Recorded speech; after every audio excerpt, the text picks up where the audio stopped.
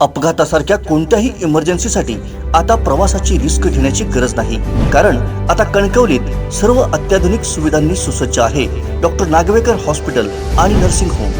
अत्याधुनिक trauma care, अत्याधुनिक ambulance, trauma care surgeon, neurosurgeon उपलब्ध, रक्तपेढीची सुविधा, 20 किलोमीटर परिसरात ॲम्ब्युलन्सची मोफत सुविधा।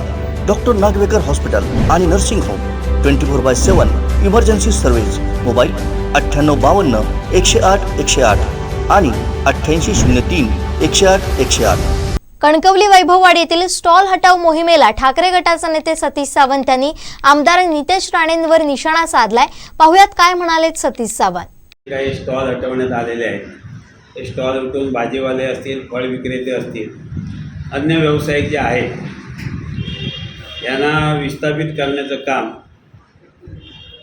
इथले आमदार नितेश राणे यांनी केलेलं आहे।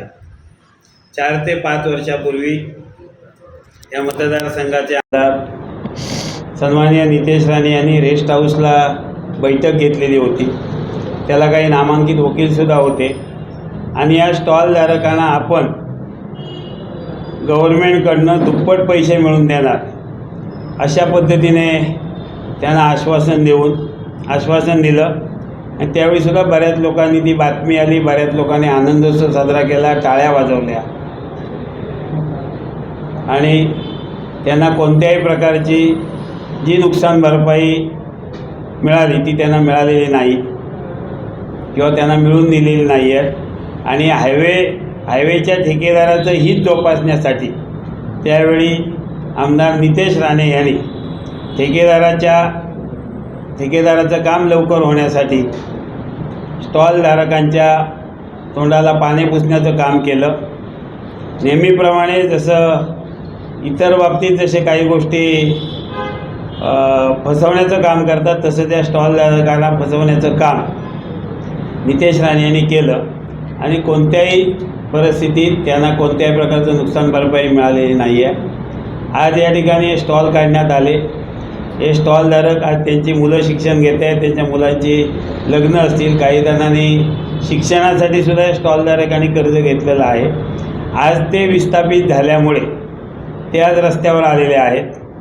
ते विस्थापित होत असतेवेळी ह्या मतलबी आमदारांनी कोणत्याही प्रकारचं एक शब्द या स्टॉलधारकांच्या बाजूने काढला नाही। उलट ते स्टॉलधारक विस्थापित झाले आणि आज त्यांच्या रोजीरोटीचा प्रश्न निर्माण झालेला आहे। त्याने आमदार नितेश राणेंवरती विश्वास ठेवून त्यावेळी आपले स्टॉल त्यांनी काढले। त्यानंतर यांनीच त्यांना परत लावायला सांगितले।